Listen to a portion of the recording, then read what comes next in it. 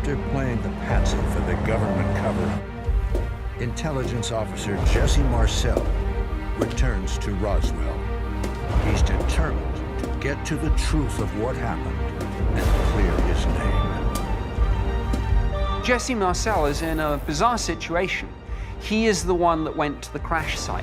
He's the one who got his hands on the debris and realized immediately this was something different, possibly, almost probably, something extraterrestrial. And yet here he is, the fall guy. Adding insult to injury, when Marcel was in Texas, Captain Sheridan Cavett, his junior ranking officer, filed a report supporting the weather balloon story. Marcel tries to push back and says, hey, that's not what happened. I want you to rewrite that, tell the true story. To which Cavett responds, if you don't like it, take it up with Washington. It's clear Major Marcel's hands are tied. But as his son recalls, the military's position is one he refused to agree with. There's still a feeling like there's something very unusual about this. It was not something commonplace like they would like to say weather balloon or radar target. The Marcels, to me, are at the center of everything with the Roswell story. And any indication we can get to substantiate the claims that have been made by the Marcels just further adds to the credible, reliable testimony we have related to this incident. Your father didn't think it was a weather balloon or a radar target? Never did.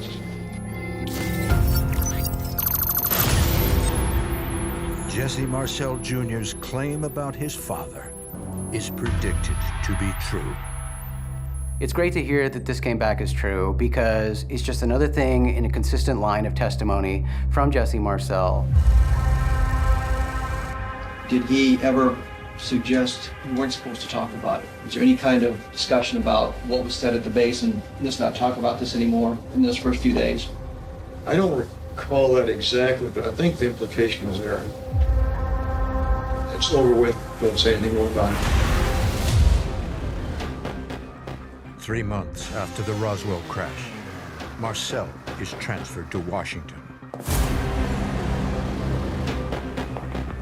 Jesse Marcel is given a promotion. He is assigned to be one of the intelligence specialists studying what the Soviets are doing in relation to development of their own nuclear program. He may be the fall guy, but he's somebody that they need in the system and on side. Jesse is a strict military man. He is a career soldier, and he has to go by what he is told and what his superiors tell him to do. Luckily for those searching for the truth, there is one vital witness unbound to a military code.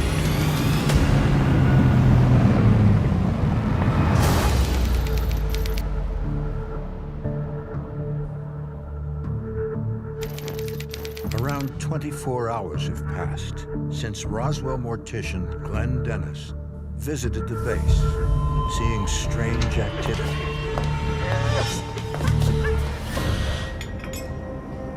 He's returning to Hangar 84 because he's concerned for a nurse friend who works in the hospital wing. Glenn Dennis's friend invited him to come back to the base to meet him for lunch. She said she had something very important that she wanted to tell him. This story is Glenn Dennis's most jaw-dropping claim for why there was a Roswell cover-up. She looked like death on those. She said, you won't believe what happened. She said, I've never seen anything so this.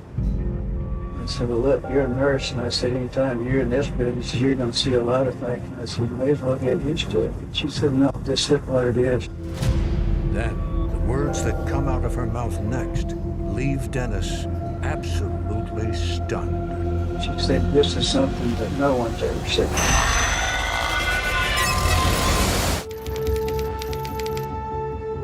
48 hours after being removed from Hangar 84, Glenn Dennis returns to the airfield. He's arrived to speak with a friend, a nurse in the hangar's hospital wing. It's a conversation Dennis recalls for the shocking revelation conspiracy theorists have been trying to corroborate for almost 30 years. There wasn't anyone around us because we kind of had a table up on the side of the office of ourselves. She was hoping that we could hear some.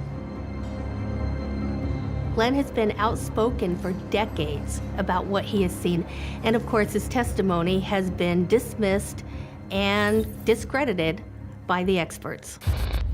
She said, you have to give me a sacred oath that you will not ever mention my name or not. She said, you can get me in a lot of trouble.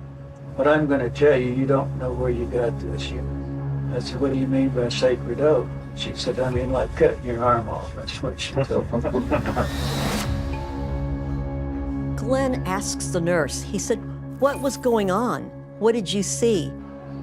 But he said she was afraid to verbalize anything. She's looking around and worried somebody's gonna hear what she's telling him. What happened, she was going into this other room to pick up some supplies.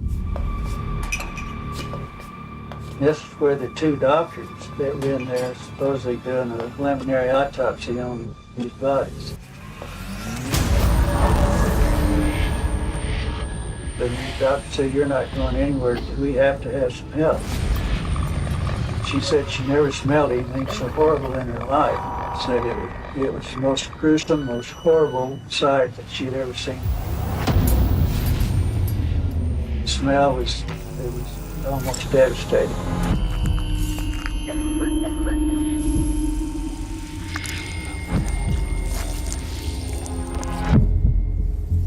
Glenn's additional testimony from the nurse is that there was a terrible stench coming from the bodies, and they were getting sick. They were going into the hallway and then returning to complete their duties, complete their work.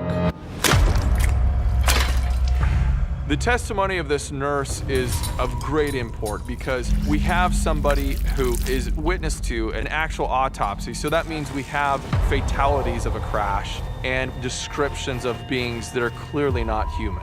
The government is in possession of extraterrestrial beings. She said, this is something that no one's ever seen. The alien autopsy at Roswell has always been one of the most contentious parts of the Roswell story. Reason for many skeptics to dismiss all of Glenn Dennis's testimony as untrue. Of all the many, many witnesses with stories to tell about Roswell, his have been perhaps the ones that have been disbelieved most. If that testimony is absolutely truthful, then we are in new territory here. We are in this situation now where arguably the most extreme part of this whole tale is validated. She said, this is something that no one's ever seen. The two doctors that were in there supposedly doing a preliminary autopsy on these bodies. She said there was 3 bodies. 2 of them were very mangled. Can this testimony be trusted? 2 of them were very mangled. According to the AI, Glenn Dennis is telling the truth. This is groundbreaking. It's gonna take me a while to get my head around this. It's fascinating. She said there was 3 bodies. It's very difficult to find the words to react to this right now. We've got a validated testimony that there was an alien autopsy that took place, that there were bodies examined. This is the first time and by far the most supported case with evidence that this actually occurred.